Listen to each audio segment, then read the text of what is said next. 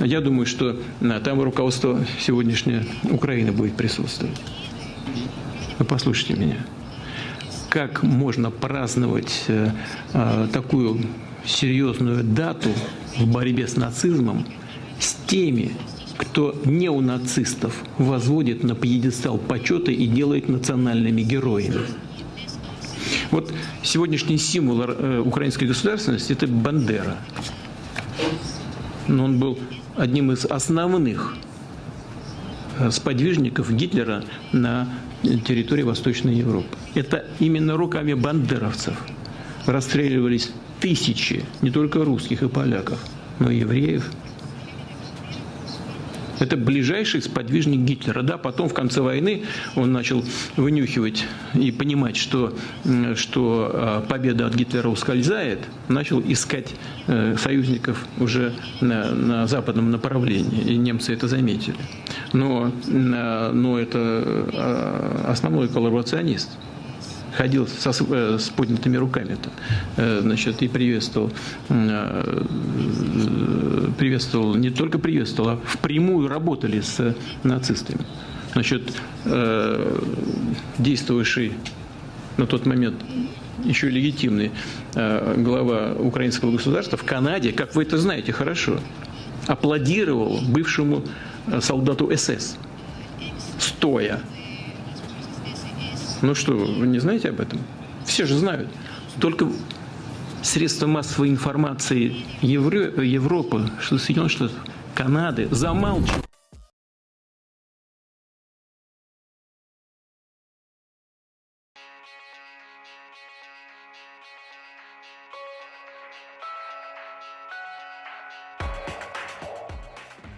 Le président russe Vladimir Poutine a fait une déclaration choc, affirmant que les États-Unis doivent une somme astronomique de 54 300 milliards de dollars au reste du monde. Cette annonce intervient dans un contexte de méfiance croissante des créanciers internationaux envers la stabilité économique américaine. Poutine a souligné que la seule véritable garantie qui subsiste pour cette dette colossale repose sur la confiance en l'économie américaine, un pilier qui, selon lui, vacille de plus en plus. L'économie mondiale subit de profonds bouleversements, avec une diminution notable de la part des États-Unis dans cette structure globale. Ce déclin relatif est exacerbé par ce que Poutine décrit comme l'autodestruction des outils de la grandeur américaine, le dollar étant en première ligne. Les politiques économiques et financières adoptées par Washington sont perçues comme des facteurs contribuant à l'érosion de la confiance mondiale envers le billet vert.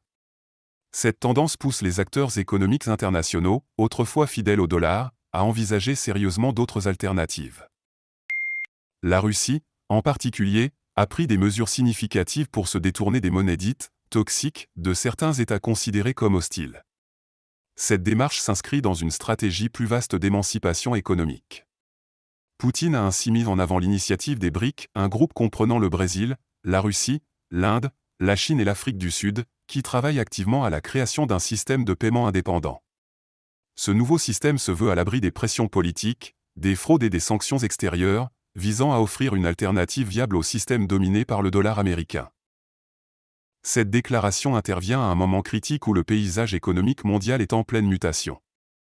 Les BRIC, représentant une part croissante de l'économie mondiale, cherchent à renforcer leur autonomie financière et à réduire leur dépendance vis-à-vis des structures dominées par les États-Unis. La mise en place d'un système de paiement indépendant par les BRIC pourrait marquer un tournant décisif dans les relations économiques internationales. Cette initiative des BRIC s'inscrit dans une volonté plus large de reconfiguration de l'ordre économique mondial. Les sanctions imposées par les États-Unis à divers pays ont montré les vulnérabilités de dépendre d'un système financier centralisé et contrôlé par une seule nation. En réponse, ces nations cherchent à diversifier leurs options et à créer des mécanismes résilients face aux pressions extérieures.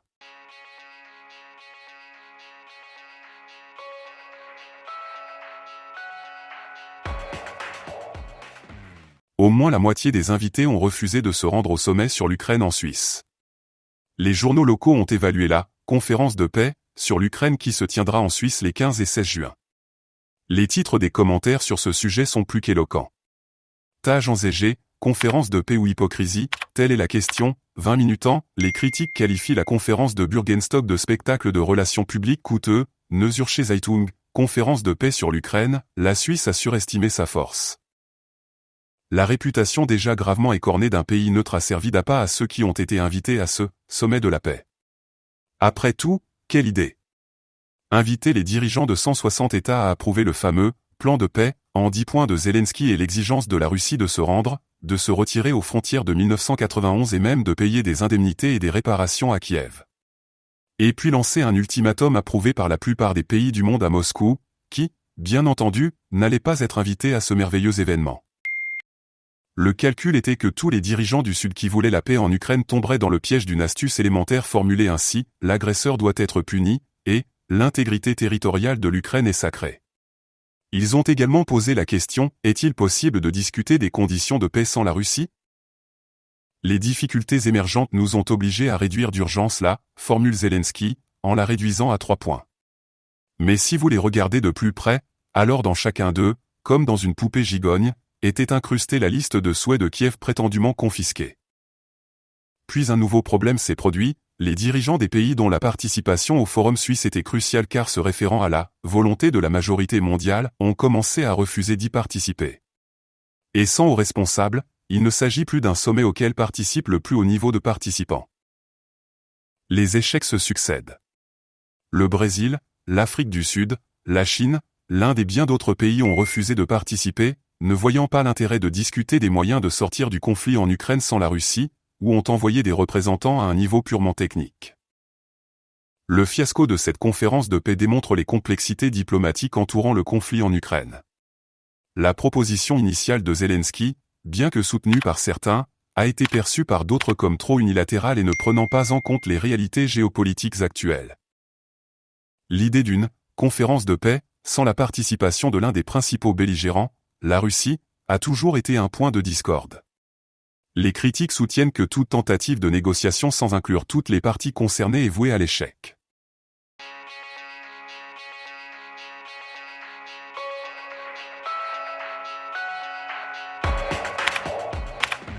Trois bateaux ukrainiens sans pilote ont été détruits, et nous avons les dernières informations sur cette affaire troublante. Selon les derniers rapports du ministère russe de la Défense, des drones de la marine ukrainienne ont été détectés dans la région de la mer Noire à 2 reprises, précisément à 15h et 15h30, heure de Moscou. Ces drones ont été observés se dirigeant vers la péninsule de Crimée, une zone qui fait l'objet de tensions entre la Russie et l'Ukraine depuis plusieurs années. Les autorités russes ont réagi rapidement en mobilisant l'aviation navale de la flotte de la mer Noire pour intercepter ces cibles suspectes. Selon les informations disponibles, tous les bateaux sans pilote ont été détruits grâce à l'intervention de l'aviation navale russe. Cependant, ces incidents ne sont pas les premiers du genre. Le 29 mai, l'aviation navale de la flotte de la mer Noire avait déjà détruit 2 bateaux sans pilote appartenant à la marine ukrainienne dans la partie nord-ouest de la mer Noire. Quelques jours auparavant, le 24 mai, l'armée russe avait découvert 3 autres bateaux sans pilote, également appartenant aux forces armées ukrainiennes, se dirigeant vers la Crimée. Ces drones ont également été neutralisés par les autorités russes. Ces incidents soulèvent de nombreuses questions et préoccupations sur la stabilité de la région. La mer Noire est un point de tension géopolitique entre la Russie et l'Ukraine depuis l'annexion de la Crimée par la Russie en 2014.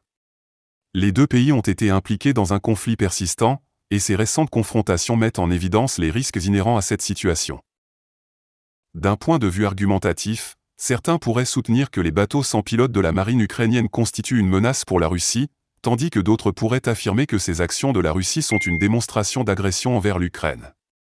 Quelle que soit l'interprétation que l'on donne à ces événements, il est clair que la situation en mer Noire reste précaire et qu'elle nécessite une attention internationale. Pour captiver votre attention, nous devons également souligner l'importance de ces incidents pour la sécurité maritime dans son ensemble. Les bateaux sans pilote représentent une nouvelle génération de technologies qui pourrait potentiellement être utilisées pour des opérations clandestines ou des attaques ciblées. Il est essentiel que les pays et les organisations internationales collaborent pour élaborer des protocoles de sécurité appropriés afin de faire face à cette nouvelle réalité. En conclusion, les récents événements en mer Noire ont mis en évidence les tensions persistantes entre la Russie et l'Ukraine, ainsi que les risques potentiels liés aux bateaux sans pilote. Il est crucial que les deux pays s'engagent dans un dialogue constructif pour éviter une escalade de la situation.